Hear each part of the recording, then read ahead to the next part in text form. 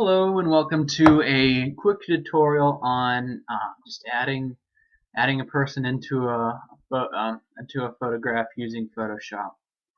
Now the first thing we need to do is we need to go and we need to find our files that we're going to put together. Now I don't have anything too special, just a photograph of like a group photograph and the fellow Dan here who has not made the picture in time. So I'm just going to Control Shift and open those both up. Now you can see in my tabs here I've got both files right here at the top.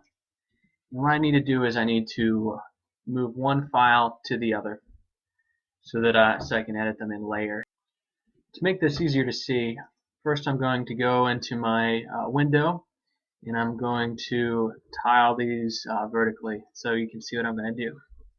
What I'm going to do, this one is the one that I want to be on top with Dan here. I'm going to grab my move tool, excuse me, and I'm just going to drag that whole picture on top of the other one. And you can see now I have two layers. I have a background layer and I have a layer for Dan. This file I no longer need, so I can close that out. I'm not going to save it. Alright. Again, as you see, I've got two different layers here. I've got Dan and I have a background layer. So to keep our layers organized, the first thing we ought to do is we ought to name our layers. So I'm going to double click on layer 1 here. Let's call that Dan. And the background, I'm going to double click on that again. I'm just going to bring up a menu this time. It has a couple quirks about being a background layer, but this will clear that up. So we're just going to name it Group Pic. Okay. So the next thing we need to do is we need to scale the picture here. Now, there's a few things you need to know. Normally in Photoshop, when you scale a picture, if you shrink it down, it actually deletes information. It deletes pixels. So we can, let me show you an example of that. What I'm going to do is I'm going to go over to our selection tool. I'm going to right click, and before I even do that, let's bring up our navigator window so we can zoom in and show you in better detail. So this is 50%, 60, and 100%.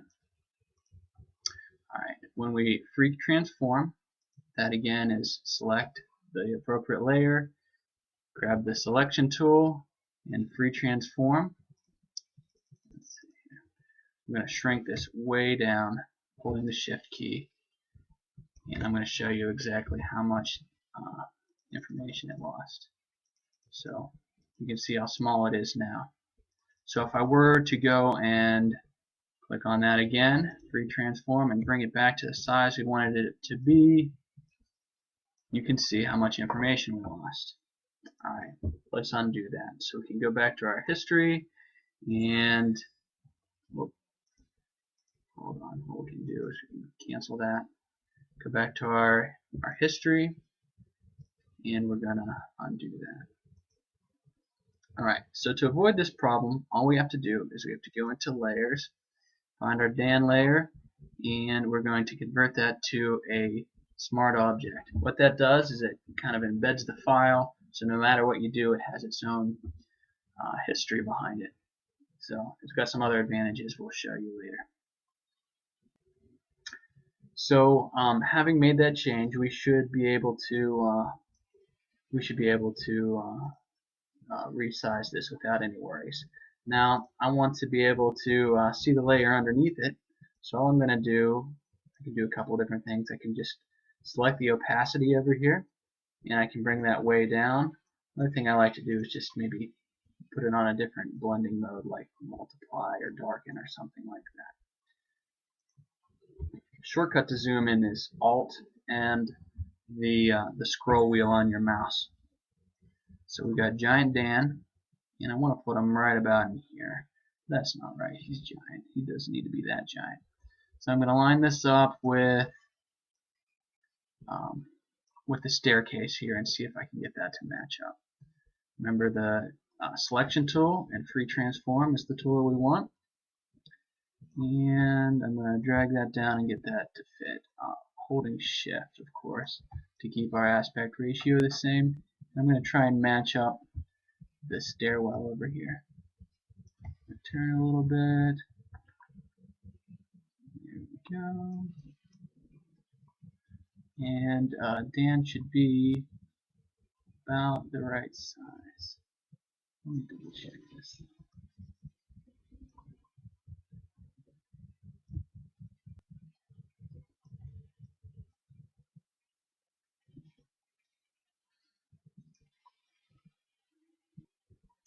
Okay, now that seems about right. So to confirm my changes, I can go up to the top and confirm that right here, the check mark.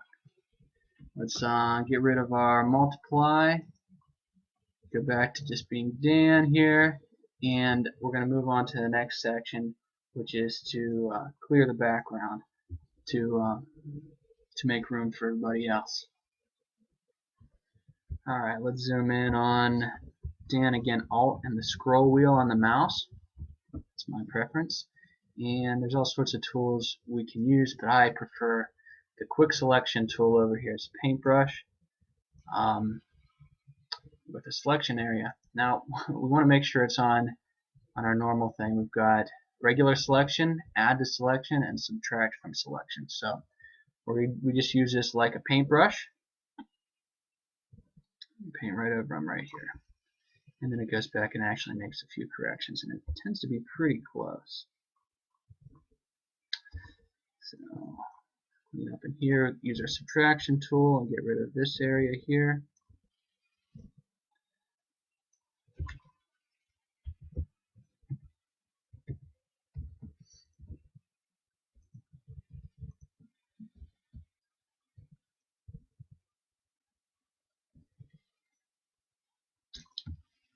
This doesn't seem to be working as cleanly as possible, so I'm going to reduce my wand size here and try it again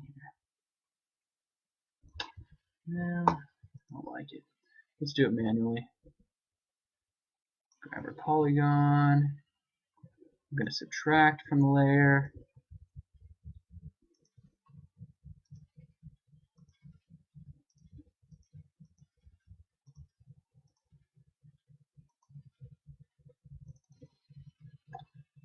Add a few more back in over here. Alright. Now this is just one method we can use here. So I'm sure there's many. Now there are a couple tricks to cleaning this up. The first is under our selection menu. This is probably the best thing that you can do. All you can do, or what you can do, is you can go into Refine Edge, and it brings up this dialog box, and it gives you a whole series of tools to be able to change that those selections. So you can go in and you can feather it. You can feather out the edges if you want. If you find that to be helpful, you can shift it in a little bit or out.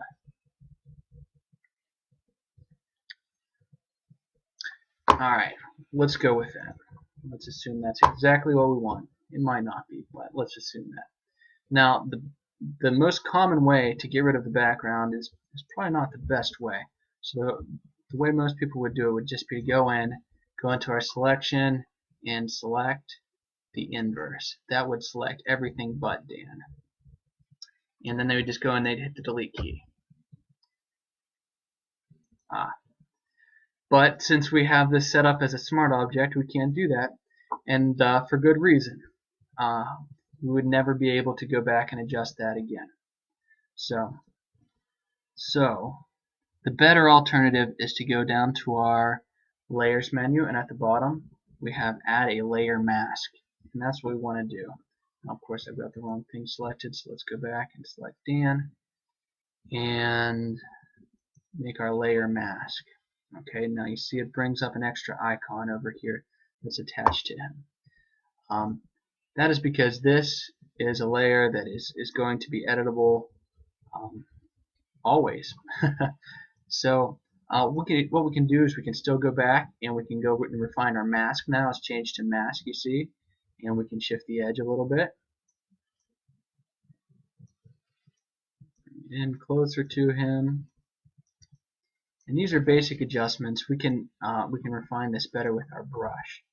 And as you can see, Eric right here is maybe it would be better if Eric was on top. Alright, so let me show you our next feature. You see in this icon, it's mostly black, but there's a little bit of white. That is because we can edit this with our brush. So what we can do is we can go and let's check our colors here and click on this to make sure they're the default. We're going to select our mask and we can just paint into it right here. Let me zoom in, and just for example, I'm going to start painting, and you can see it's painting from the previous layer. There you go. Let's undo that. Or we can switch it and we can erase now. Alright. Now I'm noticing, I'm not sure if I like how we've excuse me. I think that Dan needs to be a little larger for scale. So I can still edit that. Should be no problem. Free transform. And you can see it actually has a larger box because it still recognizes the entire picture as being there.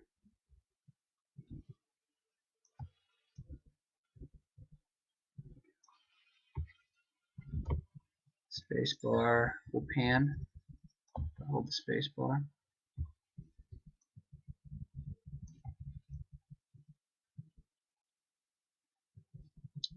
Alright,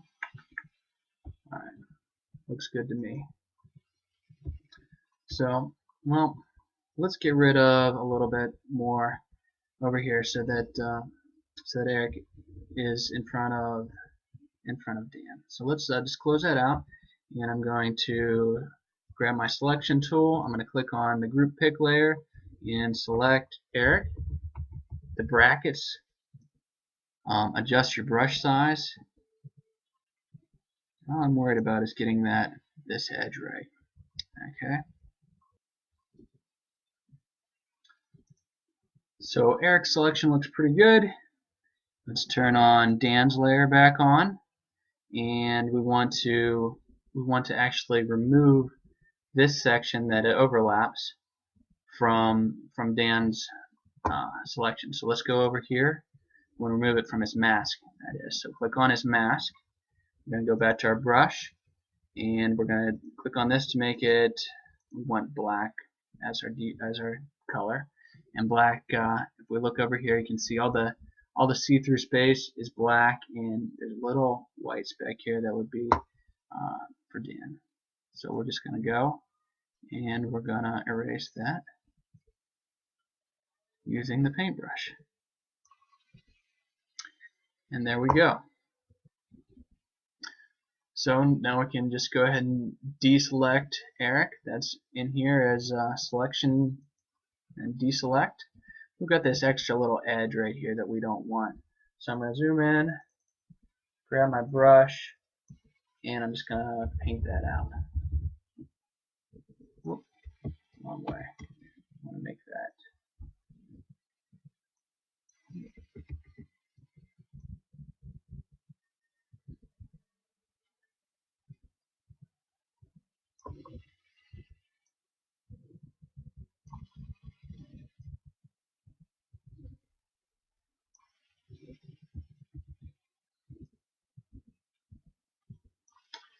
I can adjust my paintbrush any way I want, so I can kind of make a softer edge on it if I want.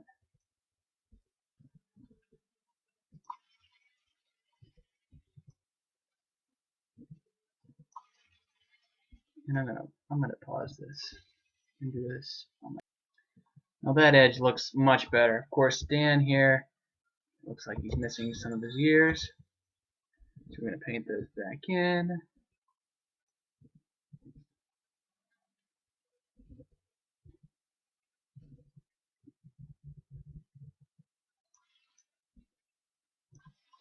There we go.